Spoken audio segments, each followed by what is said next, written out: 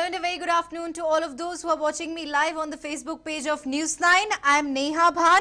And of course, today we're going to talk about is it really possible for India to cut economic ties with China? So apart from the COVID-19 pandemic, India is also facing a rather unprecedented situation, if I could call it so. The Chinese intrusion into our territory, the deadliest in 45 years. Enough has been said already about what the conflict is all about, whether China is trying to intrude into our territory. Do remember that 20 of our brave Jawans lost their lives in the line of duty. The nation is in a raging mode. We also want to avenge our martyrs, of course. While all of it is going on in full swing, there started the trend of hashtag boycott China products. So the Union Minister Nitin Gadkari very explicitly said that, and I quote, "I feel it is time I directly want to tell you we should not depend on China." But is it really possible to do so? What I mean is it possible for India to cut trade ties with China? Is it possible for us to economically boycott China? It appears the road leading to it won't be easy, and I'm here to tell you why exactly is it not. Not only India, but the entire world depends on China for a lot of cost-effective commodities. And of course, we're also involved in various trades with China. So the country is in a way the backbone of global supply chain. China supplies crucial inputs in several sectors in the country. And as quoted in a leading daily, if I have to give you an example, close to 70% of all APIs in the pharma industry come from China. So any supply disruption would hurt India's $39 billion pharma industry, the world's third largest drug producer by volume, of course. So do remember that China is the second largest economy in the world, while India stands fifth in the list. Now, I could be wrong. To give a clarification on this, to bring us some more details, of course, over the same, I have with me an expert opinion. I have with me Mr. Arun Sundaram, who has been, in fact, quite associated, quite studying, of course, the patterns in China, the trade that we have with China. So he's the expert right here who joins me live from the newsroom. Well, Arun, very good afternoon to you. Is it possible for us to economically boycott China, given the fact that it's a global market and many countries depend on it solely because of it producing cost-effective products? Well, absolutely. There are two ways of looking at it. If you were to look at from the India perspective, or if you were to look at from the outside perspective or the China perspective. Now, you take the China perspective. China perspective is that it would probably find it very difficult to cut off trade ties with India. Theoretically, yes, we are talking in terms of trade somewhere around $92 to $93 billion annually between the two nations. It is in China's favor, $55 billion trade surplus they enjoy. 55 or $56 billion, near about that. The question is, China will not really love to lose out of the India market for the simple reason, demographically, I mean, you don't get a landmass with 1.3 billion people. I mean, imagine 1.3 billion people. You're not talking of small numbers. You're not talking of small group or aggregation of people. 4 southern states south of the Vindhyas itself put together amounts to a population which is that equivalent to of continental Europe. So what are we talking of? It's a huge market. Nobody wants to lose out. Be it the South Korean, be it the Americans, be it anyone, and China knows it very well. So, Right, Arun, I'm sorry, I'll interrupt you right here. So, are there any ways we could come out of the trade ties we have with China?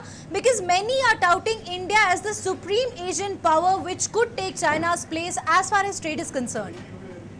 Well, there is justification in that. Why do I say that? Japan, which was the rising power of Asia, is now on a downhill. Japan is not doing too well. Japan is the second largest economy as far as Asia is concerned. That leaves the field open as far as India is concerned. But there are problem areas. You highlighted one area relating to APIs, that is active pharma ingredients. Now, that is a bit of a worry because immediately after the outbreak of the pandemic, you saw prices shoot through the rooftop. Now, you will have to walk some distance. I mean, it's not going to be that very easy that tomorrow morning you find that API supplies are available locally and everyone is producing API. There are scores of Indian companies who have units in China. So it's going to be a bit of a bother. How are you going to source API? And if you're not going to source API that very easily, I believe the cost of medication could easily go up anywhere between 15 to 30% in the short to medium term. And that's going to be a bit of a problem, because indirectly that means the cost of treatment goes up, and means that the patient will have to shell out more. So API reduction, dependence will have to come down. The other area where you're completely dependent on China is relating to electronics. But of course, there you do get opportunities, or you do have options. Like for instance, in case of televisions, you do have options available. But the question is, it becomes that much more costlier. Cost could go up anywhere between 20 to 30%. Also remember, at this point of time, there is another niggling suspicion that our trade with ASEAN will suddenly boom. But then the problem is, many of the places from where goods could be sourced, you come across those nations, a lot of Chinese investments. So indirectly, if you're cutting off direct trade ties with, say, Asia's largest economy, there are other ways by which the same products can come, but albeit at a big higher cost. So the question is, you should be able to come out or strategize in such a manner that A, you reduce your dependence on a particular nation, and B, also ensure that the cost of procuring a particular product is reduced significantly. That means you have to push for local production. Your Atmanirbhar projects will have to get a fillip. You will have to look at producing locally, and probably look at alternate sources from where you could buy these products, or in certain cases perhaps do away with those kind of products. But Arun, is it not going to affect the supply chain if India slowly backs off? Well, it may. But then the question is, the collective resolve of the people could be a different story. I mean, at the end of it, none of us was born with air conditioners. None of us were born with smartphones. These are traits which we picked up. I mean, from the black rotary phones, if you made that gigantic leap towards mobile, there is nothing that's going to prevent you from perhaps cutting back. I mean, look at what things the pandemic did to us. Nobody imagined the idea of work from home, but then we were forced to do it. Now people are saying that, hey, that's not a bad idea. So it takes a little bit of time, but probably, yes, if the collective resolve is that, look, we're going to take this message very, very seriously, we're going to implement it, then probably this is a matter of grave concern. Because remember, 1.3 billion people, that's not small change. 130 crore people is not a small number. No country affords you that. I mean, 30 crore people, 300 million people, south of the Vindhyas, one single market equal to that of continental Europe.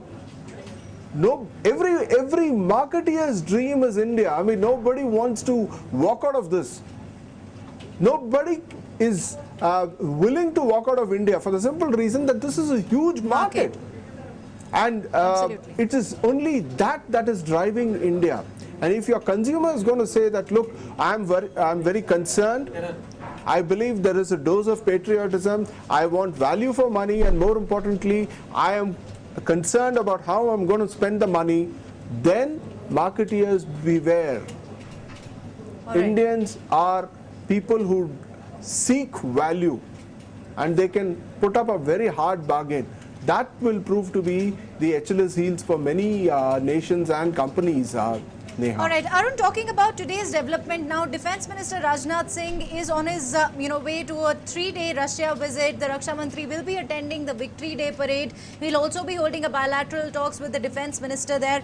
But the question that here is, what role has Russia to play when it comes to the ongoing conflict between India and China? Well, Russia is not a Johnny come lately. I mean, Russia has been a trusted aid and confidant as far as India is concerned. Remember, we source a considerable percentage of our armament requirements from Russia. And if Russia is saying that, look, both you guys don't squabble, sit down, discuss, perhaps even if they are willing to offer mediation, we don't know at this point of time how we will look at it. But the question is, nobody wants war. Right. I mean, at the end of it, economically getting hurt is something that these days nobody wants to have go through that phase. So we will have to ensure that talks take place and that there is rationale on both sides. There is recognition of the fact that this has been an issue and this should be resolved because this cannot continue forever. Right. We need to have trust, and trust is based on how reciprocity is undertaken, Neha. Right. Thank you very, very much, Arun, for joining us with all of those valuable inputs. And I really hope that this information was helpful for all of you. If at all you like this video, do not forget to subscribe Newsline YouTube, like us on Newsline Instagram, Twitter, as well as Facebook. Thank you very much for watching. And while we are at it, do remember COVID-19 threat has not subsided. Stay safe, everybody. Thank you very much.